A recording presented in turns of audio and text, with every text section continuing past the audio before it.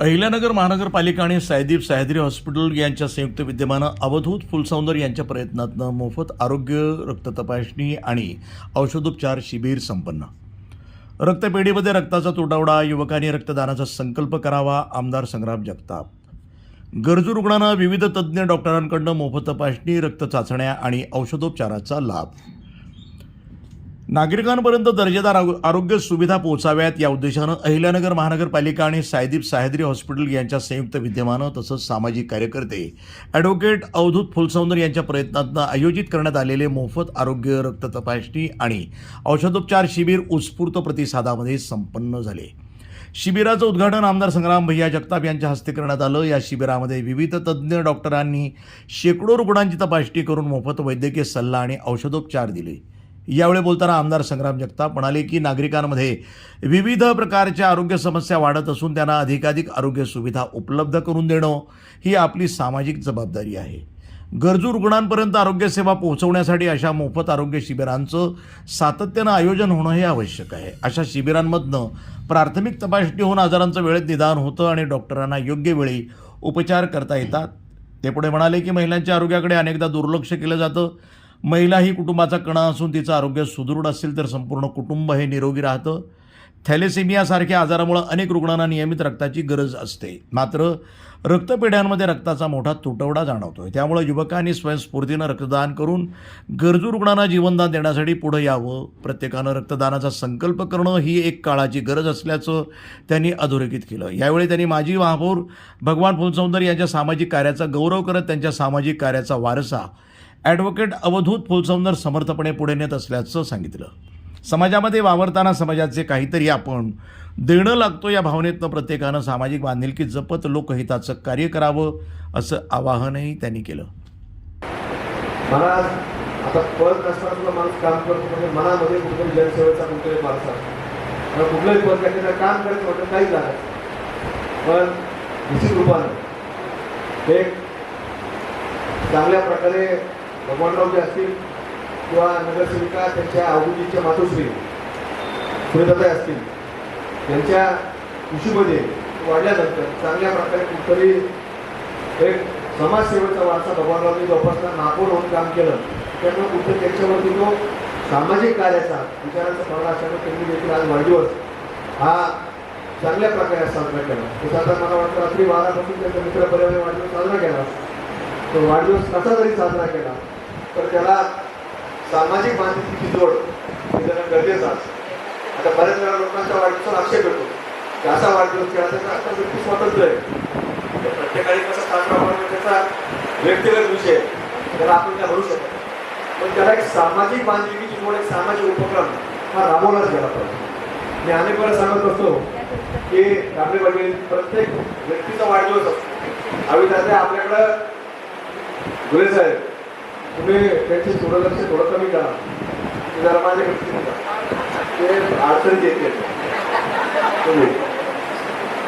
तर विरोधात बांधाव द्या.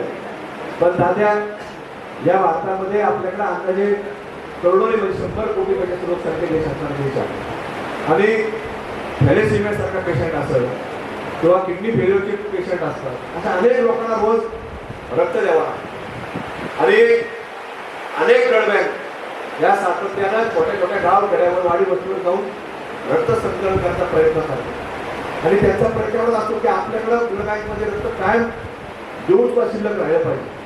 तर रक्त असा विषय आहे बाबासाहेब तुम्हाला माहीत नाही, मी त्याच्यावरती काम केलं नाही आणि तुम्ही जर भाऊसाहेब बरोबर केलं त्याच्यावरती काम करता. पण रक्त असेल तर घेतल्यानंतर त्याला काही मर्यादित काळ आहे त्याच्यापेक्षा असं ठेवता येतं खराब होतं. त्यामुळं जास्त दिवस ठेवता येत नाही. त्यामुळे ब्लड बँकवाल्यांनी मागच्या काही काळामध्ये कंपल्सरी केलं की आम्हाला तुम्हाला रक्त लागत असेल तर त्याचा तपासण्याचा खर्च वगळता तुम्ही आम्हाला कुठेतरी त्याच्या ब्लडच्या बदली ब्लड दिलं पाहिजे. म्हणजे आम्ही आमच्याकडे कोण एक ब्लड बँक पाहिजे असेल तर आम्हाला त्याला कोणाचंही ब्लड बँक तुम्ही एक रक्त आता द्या. त्यामुळे आम्ही त्याचं रक्त घेऊन तुम्हाला तपासणी झालं रक्त देऊ. ज्या ग्रुपचं लागते आम्ही तुम्हाला देऊ. अशा प्रकारचं कंपल्शन मागच्या काही काळामध्ये प्रत्येक ब्लड बँकने केलं. तरी देखील मोठे साहेब प्रत्येक ब्लड बँकमध्ये रक्त शॉर्टेज आपल्याला आहे.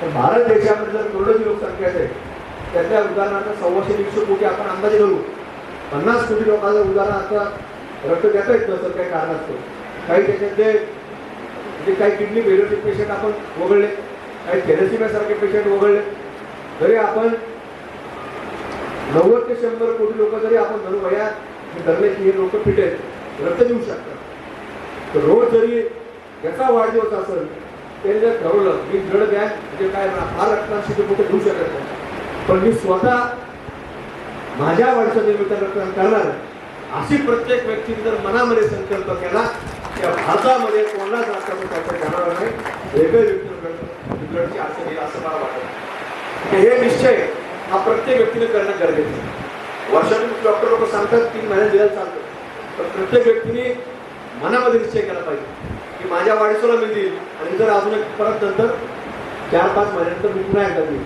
हे प्रत्येक व्यक्ती निश्चय केला तर मला वाटत नाही भारतामध्ये कुठली अडचण. आता भारत देशाला जगाच्या नकाशावरती सगळ्यात मोठी लोकसंख्या असणारा देश म्हणून हा कुठेतरी पुढे आलेला आहे. याच्यामध्ये त्याच्या फायदे देखील आहेत.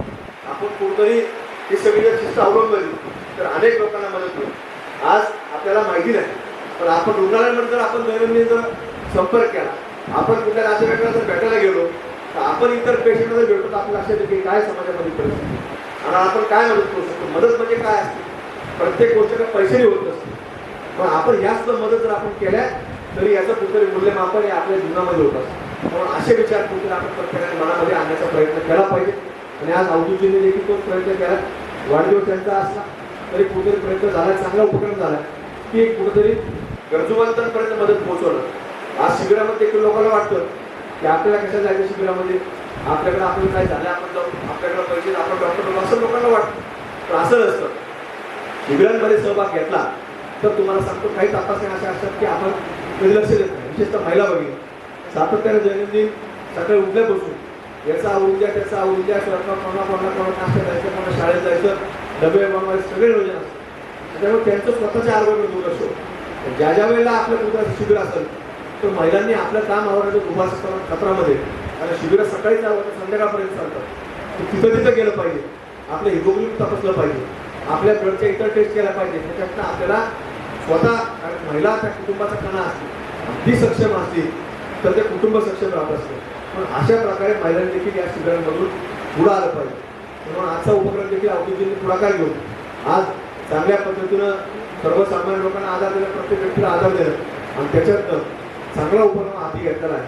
त्यामुळं निश्चितच आज वाढदिवस आज चांगल्या रीतीने पार पडत आहे. निश्चित लोकांचा आशीर्वाद तुम्हाला मिळणार आहे आणि एक चांगल्या पद्धतीने आपल्याला समाजसेवेचा वारसा जो आपल्या कुटुंबामधून आपल्याला मिळाला तो असाच पुढं चालू ठेवू. समाजाचा वारसा असेल, आपल्या धर्मकार्याचा वारसा असेल, युवा विकासाचा वारसा असेल, हा सगळा वारसा घेऊन पुढं जाऊन आपल्याला सर्वांना मिळून काम करत राहायचं. त्यामुळे अशा रीतीने आपण समजून काम करत राहा या शुभेच्छा व्यक्त करतो आणि सर्व उपस्थितांच्या वतीनं परमेश्वराची प्रार्थना करतो की आपल्याला निरोगी आणि उदंड आयुष्य राहावं आणि त्या उदंड आयुष्यातून आपण अशीच जनतेची सेवा करत राहू हेच मी सर्वांच्या वतीनं ईश्वरचरणी प्रार्थना करतो. आपल्या सर्वांची रजा घेतो. धन्यवाद.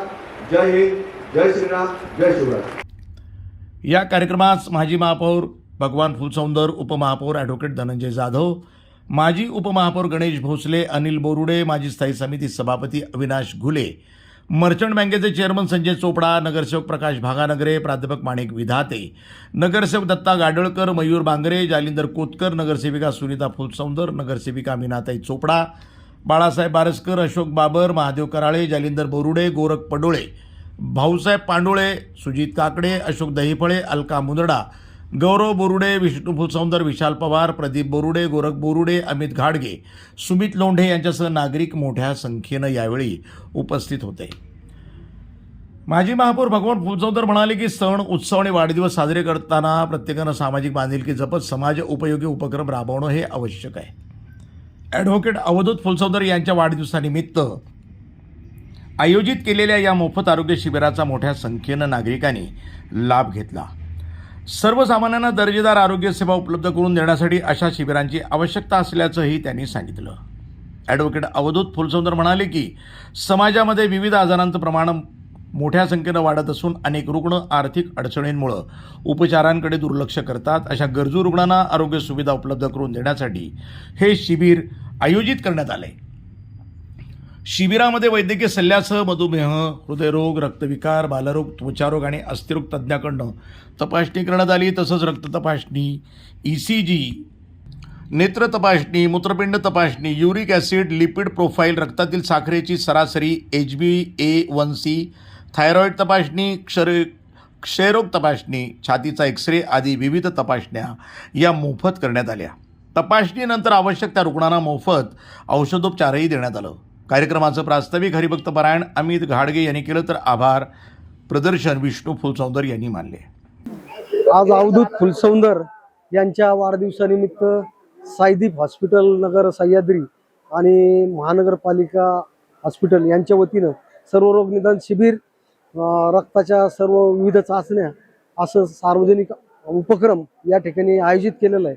या कार्यक्रमासाठी सर्व महानगरपालिकेचे नगरसेवक आणि महापौर, उपमहापौर आणि आमदार हिंदू हृदय सम्राट आपले संग्राम भैया जगताप हे उपस्थित होते.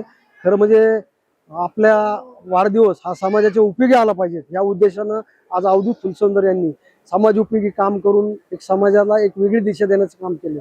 खरं म्हणजे आजकाल वाढदिवस कशा पद्धतीने साजरे होतात समाजात हे मी सांगायची गरज नाही, परंतु आज इथं लोकांसाठी अतिशय मदतीचे उपक्रम या ठिकाणी त्यांनी चालू केले. मी त्याला मनापासून धन्यवाद देतो आणि त्याला उदंड आयुष्य लाभो ही आई तुळजाभवानी चरणी प्रार्थना करतो. राष्ट्रवादीचे युवा नेते त्याचप्रमाणे माजी महापौर सन्मान्य भगवानरावजी फुलसौंदर साहेब यांचे चिरंजीव अवधूत भैया फुलसौंदर यांचा वाढदिवस आहे. त्यांना मी प्रथमतः सर्व अहिल्यानगर वासियांच्या वतीनं वाढदिवसाच्या कोटी कोटी शुभेच्छा व्यक्त करतो आणि ईश्वरचरणी प्रार्थना करतो की त्यांना निरोगी आणि उदंड आयुष्य लाभो. आणि त्यांनी आज अत्यंत चांगल्या प्रकारचा त्यांच्या मित्रपरिवाराने एक उपक्रम आयोजित केला की मोठा आरोग्य तपासणी व उपचार शिबिराचं आयोजन आज करण्यात आलं आहे. त्याचप्रकारे रक्तदान शिबिराचं आयोजन करण्यात आलं आणि एक मोठा प्रतिसाद आज या शिबिराला देखील मिळालेला आहे. निश्चित आपण पाहतो की प्रत्येक व्यक्ती वाढदिवस आपापल्या परीने साजरा करतो, व्यक्ती स्वातंत्र्य प्रत्येकाने करावा, पण त्याचबरोबर कुठेतरी एक सामाजिक उपक्रम राबवा की ज्याच्यातून इतरांना प्रेरणा मिळेल आणि समाजातल्या गरजवंतांपर्यंत देखील मदत ही पोहोचली गेली पाहिजे. अशा प्रकारचा उपक्रम प्रत्येकाने राबवणं गरजेचं आहे. आणि तसा एक चांगल्या प्रकारचा मोठा प्रयत्न आज अवधूत भैया फुलसौंदर यांनी केलेला आहे.